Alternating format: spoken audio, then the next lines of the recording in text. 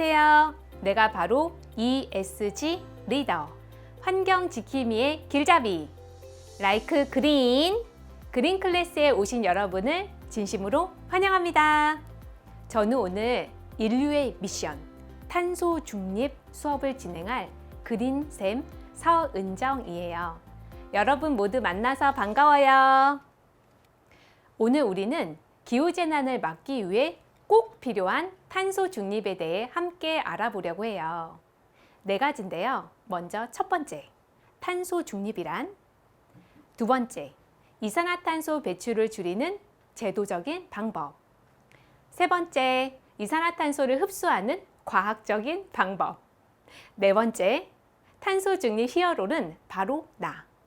위 네 가지 주제를 통해서 탄소 중립이란 무엇인지, 이를 어떻게 이룰 수 있는지에 대해서 함께 이야기를 나눠보겠습니다. 먼저 탄소 중립이란, 탄소 중립이 무엇인지 자세히 알아보고요. 탄소 중립을 선언한 나라들을 살펴볼게요. 탄소 중립은 이산화탄소를 배출한 만큼 다시 흡수해서 늘어나는 이산화탄소의 양이 제로가 되도록 하는 것이에요. 이거를 넷제로 또는 탄소 제로라고 부릅니다.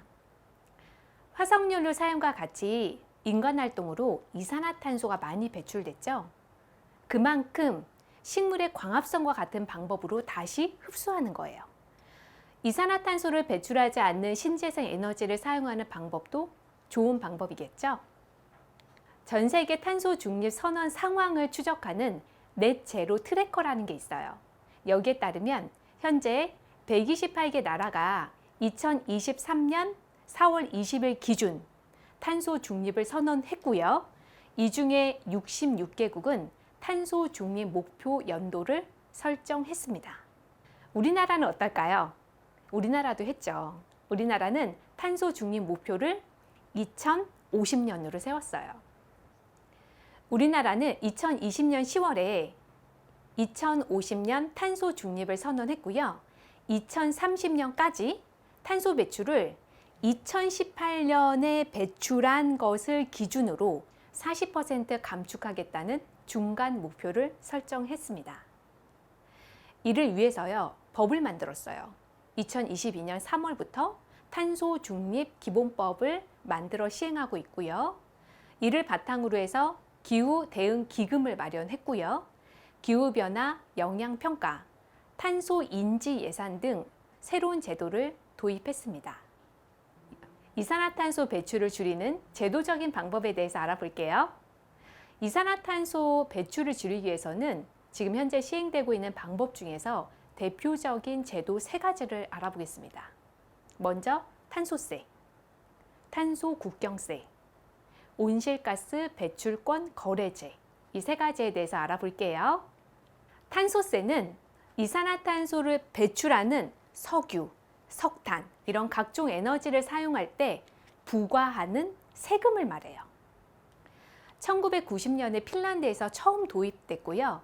2022년 12월 기준 27개 국가가 탄소세를 시행하고 있습니다.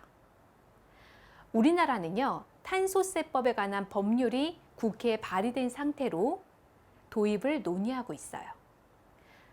탄소 에너지를 쓴 만큼 세금을 내야 되니까 자연스럽게 탄소 배출량이 줄어들 것으로 기대하고 있습니다. 두 번째로 탄소 국경세는 이산화탄소 배출량이 많은 국가에서 적은 국가로 상품이나 서비스를 수출할 때 적용되는 무역 관세예요. 이것을 탄소 국경 조정 제도라고도 부릅니다. 탄소세와 탄소 국경세를 줄이기 위해서라도 기업들이 온실가스 배출을 줄이기 위해 노력하겠죠. 유럽연합은 세계 최초로 탄소 국경세를 실제로 부과하겠다고 밝혔습니다. 유럽연합에서 다른 나라의 물품을 수입하는 과정에서 이산화탄소가 발생하잖아요. 그 이산화탄소가 유럽연합 전체에 배출하는 양의 20%를 차지하고 있거든요. 그래서 이거를 줄이기 위해 시행하는 거예요. 자, 이번에는 온실가스 배출권에 대해서 알아볼게요. 온실가스 배출권은 한 기업이 온실가스를 얼마나 배출할 수 있는지에 대한 할당량을 말해요. 할당된 배출권보다 더 많은 온실가스를 만들어낼 수도 있겠죠. 이런 경우는 이에 해당하는 만큼 배출할 권리를 사야 됩니다. 이 권리는 자신의 배출권보다 온실가스를 줄인 나라나 단체, 기업에서 사올 수 있는 거예요. 이렇게 온실가스 배출권을 사고 파는 것이 온실가스 배출권 거래자라고 합니다. 기업들은 배출권을 사는 비용을 줄이거나 온실가스 배출권을 팔아서 이익을 얻기 위해 온실가스를 줄이게 됩니다. 온실가스 배출권 거래제는요, 현재 유럽연합, 캐나다, 중국, 일본 등에서 시행하고 있어요. 우리나라는 어떨까요? 우리나라는 2015년부터 시행하고 있습니다. 그럼 이산화탄소를 흡수하는 과학적인 방법에 대해서 살펴볼게요. 발생한 이산화탄소를 잡아 가두거나 이용하는 기술이 있습니다. 바로 CCUS 또는 이산화탄소 포집 및 저장 이용 기술이라고 불려요. 탄소 포집, CC라고 하는데요. 화석 연료가 공기와 만나서 연소되잖아요. 그러면 이산화탄소가 만들어지는데 이때 여러 가지 흡수제를 이용해서 이산화탄소를 잡을 수 있습니다. 이산화탄소를 잘 녹이는 용액이나 이산화탄소를 잘 흡수하는 고체, 이산화탄소만 지나갈 수 있는 막을 이용하는 거예요. 그리고 이산화탄소를 아주 낮은 온도에서 액체로 만드는 방법도 있습니다. 두 번째, 탄소 저장 CCS가 있습니다. 땅속 깊은 곳에 천연가스가 묻혀 있듯이 우리가 잡은 이산화탄소를 땅속에 가둘 수 있어요. 현재까지 개발된 이산화탄소를 저장하는 기술 중에서 가장 비용이 적게 드는 기술입니다. 이산화탄소를 높은 압력으로 누르면 휴대용 가스레인지에 쓰는 부탄가스처럼 액체로 만들 수 있어요. 이 액체 이산화탄소를 돌이 뚜껑처럼 덮고 있어서 쉽게 빠져나올 수 없는 땅이나 해저에 묻습니다. 이렇게 땅으로 들어간 이산화탄소는 지하수에 녹아요. 그리고 산성의 탄산수를 만듭니다. 이 탄산수는 광물 속의 칼슘과 마그네슘을 녹입니다. 결국 이산화탄소는 칼슘이나 마그네슘과 이렇게 결합을 해서 방해석과 같은 돌로 변하게 돼요. 하지만 이산화탄소가 돌로 변하는 데는 굉장히 많은 시간이 필요합니다. 1만 년 정도의 긴 시간이 걸린다고 해요. 세 번째, 탄소를 활용하는 게 있습니다. 탄소 활용, CCU라고 하는데요. 배출되는 이산화탄소를 잡아서 이용하는 기술을 말합니다. 먼저 이산화탄소로 미세 조류를 키우는 방법이 있어요. 네, 신기하죠? 화력발전소에서 나온 이산화탄소로 광합성 효율이 좋은 미세 조류를 키워서 바이오 연료의 재료나 가축의 사료로 이용하는 거예요. 두 번째는 시멘트 만들기. 이산화탄소로 시멘트도 만들 수 있어요. 이산화탄소를 바닷물 속에 마그네슘이나 칼슘과 결합시키면 시멘트를 만들 수 있는데요. 이 기술이 거의 완성 단계에 있어서 가장 빨리 상용화가 이루어질 전망입니다. 세 번째는 이산화탄소에 수소를 더해서 연료로 이용할 수 있는 메탄올을 만드는 방법이에요. 이 방법은 효율이 높지는 않아요. 그래서 상용화를 위해서 연구가 계속되고 있습니다. 이외에도 이산화탄소를 플라스틱으로도 만들 수 있어요. 실제로 LG화학은요, 2022년 11월 충남 대산 공장에 포집한 이산화탄소로 플라스틱을 만드는 CCU 설비를 국내 최초로 구축했습니다. 식물이 광합성을 하듯이 인공적으로 광합성 작용이 일어나게 하는 건데요. 이산화탄소를 유용한 물질로 바꿀 수 있는 거죠. 바로 이것을 인공광합성이라고 합니다. 식물의 광합성은 햇빛으로 물과 이산화탄소를 당으로 바꾸는 화학적 반응이죠. 인공광합성도 빛을 에너지원으로 공기 중의 이산화탄소를 메탄올이나 포름산으로 합성할 수 있습니다. 메탄올은 연료로, 포름산은 배터리의 재료로 쓰입니다. 인공광합성은 식물의 광합성보다 더 빨리, 더 다양한 화합물을 만들 수 있어요. 하지만 태양 에너지의 3에서 10% 정도만 물질 합성에 쓰는 수준으로 효율이 낮아서 이를 높이는 연구를 계속하고 있습니다. 탄소 중의 히어로는 바로 나! 생활 속에서 이산화탄소를 줄이는 방법을 알아보고 이를 실천해서 탄소 중립 히어로가 될 수 있음을 알려드릴게요. 첫 번째, 제품을 살 때는 친환경 마크를 확인하세요.